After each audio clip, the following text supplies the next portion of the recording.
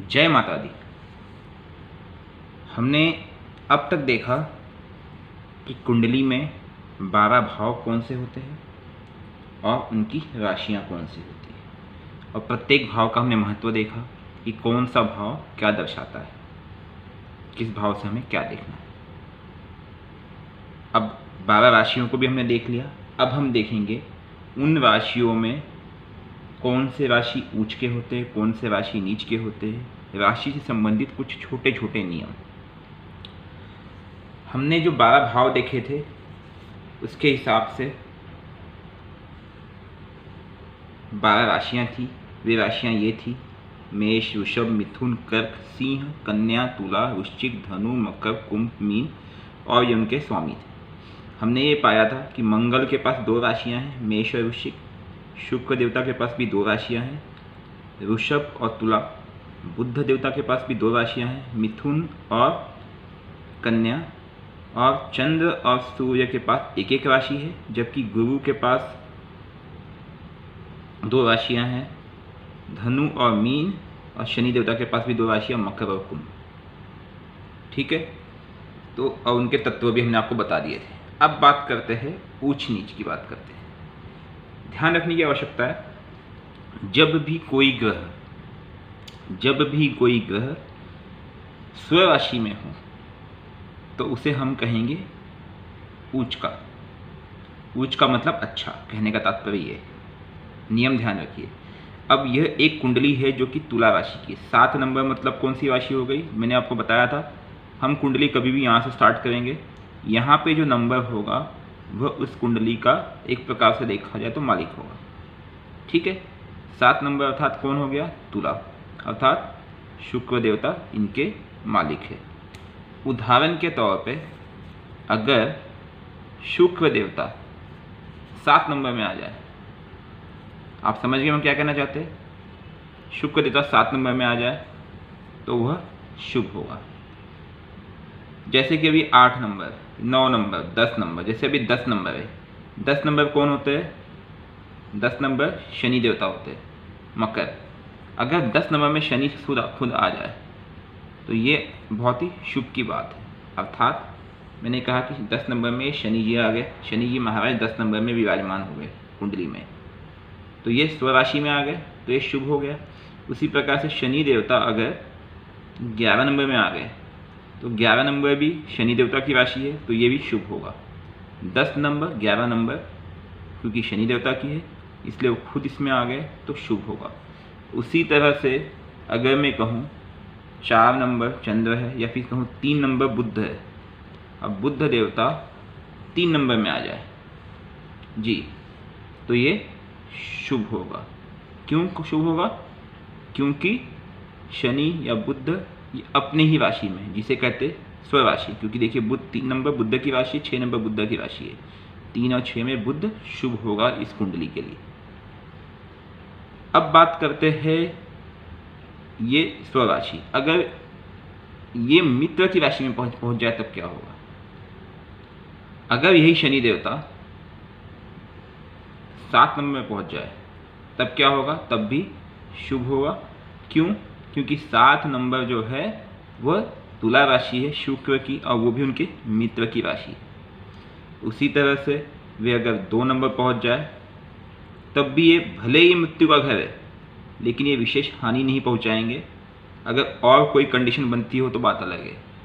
ठीक है, अगर इसका मालिक क्योंकि स्वयं शुक्र है इसलिए वे विशेष हानि इस पर नहीं पहुंचाएंगे, ये सहायता ही करेंगे।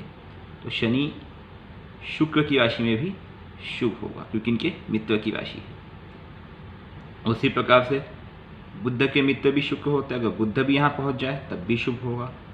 या बुध लग्नेश में चले जाए यहाँ पे तब भी शुभ होगा।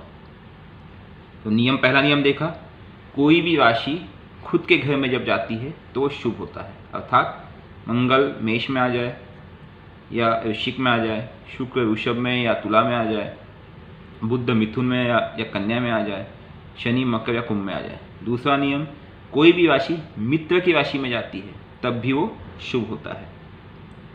अभी ये जो 9 राशियां हैं 9 राशियां हैं, मतलब कि राहु केतु को पकड़ के, तो इनमें कौन किसके मित्र है, कौन किसके शत्रु है, हमने आपको अभी बताया नहीं है, ये हम आपको जल्दी बताएंगे। लेकिन मित्र की राशि में भी शुभ होता है, खुद की राशि में भी शुभ होता है। अब अशुभ की बात करते हैं। अशुभ कब होता है? जब कोई भी राशि शत्रु की राशि में चली जाए तो उसे अशुभ कहा जाता है। जैसे शनि देव अगर 5 नंबर पर पहुँच जाए तो ये अशुभ होगा। क्यों अशुभ होगा? क्योंकि शनि देव 5 नंबर में है। 5 नंबर किसकी राशि है? सिंह राशि, सूर्य की राशि है। सूर्य और शनि की शत्रुता है, तो यह शनि की अगर महादशा यहाँ आती है तो वह विपरीत परिणाम देगा, क्योंकि वह शत्रु की राशि में है। आप समझ गए हम क्या कहना चाहते हैं? उसी प्रकार से अगर मैं कहूँ कि चंद्र अगर मंगल की राशि में पहुँच जाए तो वो भी ठीक नहीं होगा उस व्यक्ति के लिए, क्योंकि चंद्र मंगल के साथ युति नहीं बनेगी। अब हमने मित्र राशि, शत्रु राशि, स्वराशि बताई। अब एक कुछ ऊंच नीच के नियम बताते हैं जो ज्योतिष के अनुसार बहुत ही आवश्यक है। वो ये है, आप ध्यान से देखिएगा, ऊंच नीच के नियम। चलिए इसको हटा लेते हैं थोड़ा, अब हम ऊंच नीच के नियम देखते हैं। वो क्या कहते हैं? सूर्य 1 नंबर में ऊंच का होता है, 7 नंबर में नीच का होता है। अर्थात ऊंच का अर्थात अच्छे परिणाम देगा और नीच का अर्थात बुरे परिणाम देगा। हम एक एक करके आते हैं। सबसे पहले हम सूर्य की बात करते हैं, ठीक है मित्रों? तो 1 नंबर कहाँ पे? यहाँ पे 1 नंबर मेष। तो अगर सूर्य देवता यहाँ होंगे तो अच्छे परिणाम देंगे, लेकिन अगर यही सूर्य देवता यहाँ आ गए किसी कुंडली में, 7 नंबर में, किसी भी कुंडली में अगर 7 नंबर यहाँ हो और सूर्य देवता उसमें आ गए तो नुकसान ही करेंगे। क्योंकि 7 नंबर कौन है? 7 नंबर कौन है? खुद देखिए, तुला अर्थात शुक्र, और शुक्र और सूर्य की नहीं पटती, इसलिए 7 नंबर में शुक्र अगर आ गए तो 7 नंबर में अगर सूर्य आ गए तो वो शुक्र के साथ उनकी नहीं पटेगी और वह परिणाम अच्छे नहीं देंगे, ठीक है? और वही 1 पे आ गए तो अच्छे परिणाम देंगे। अब चंद्र की बात करते हैं। चंद्र 2 नंबर में ऊंच का होता है, 8 नंबर में नीच का होता है। जी बिल्कुल। अब मैं अगर चंद्र की बात करूं तो चंद्र यहाँ पे अच्छे परिणाम देंगे, और जबकि अगर 8 नंबर में चंद्र आ गए तो ये अच्छे परिणाम नहीं देंगे, ठीक है? और जबकि 8 नंबर में अच्छे परिणाम देंगे। तो ये हम अच्छे परिणाम की बात करते हैं पहले, ठीक है? उसके बाद बुध 6 नंबर में अच्छे परिणाम देंगे। ये 6 नंबर है, वहाँ पे अच्छे परिणाम देंगे। और जबकि 12 नंबर में अच्छे परिणाम नहीं देंगे। देखिए अंतर भी सबका 6 का है। 1 में अच्छा तो 7 में बुरा, 2 में अच्छा 8 में बुरा, 6 में अच्छा 12 में बुरा, मतलब 6 का अंतर सब में आप देखते जाएंगे। उसी प्रकार से शुक्र देवता 12 में अच्छे परिणाम देंगे और 6 में बुरे परिणाम देंगे, ठीक है? बुध और शुक्र एक दूसरे के अपोजिट दिख रहे हैं, यहाँ पे आप देख रहे होंगे। ये कुछ नियम हैं। मंगल देवता भी अगर आप देखेंगे तो 10 में अच्छे परिणाम देंगे मंगल देवता, और 4 में बुरे परिणाम देंगे, एक दूसरे के अपोजिट। गुरु 4 में अच्छे परिणाम देंगे और 10 में बुरे परिणाम देंगे। शनि देवता तुला में बहुत अच्छे परिणाम देंगे, ध्यान रखिएगा मित्रों। शनि देवता तुला में बहुत अच्छे परिणाम देंगे, इनके बहुत ही अच्छे मित्र है, जबकि 1 में बुरा परिणाम देंगे। अब बात करते हैं राहु और केतु। जी, छाया ग्रह। राहु 2 और 3 में से किसी में भी होंगे तो अच्छे परिणाम देंगे, और जबकि 8 और 9 में से किसी में होंगे तो वे बुरे परिणाम देंगे। उसी तरह से केतु 8 और 9 में किसी में होंगे तो अच्छे परिणाम देंगे, और 2 और 3 में किसी में होंगे तो बुरे परिणाम देंगे। तो यह है ऊंच और नीच की परिस्थिति। इस रूल को आप लिख के रखिए और ध्यान रखिएगा अगर आप कुंडली देखना सीखना चाहते हैं। जी, कभी भी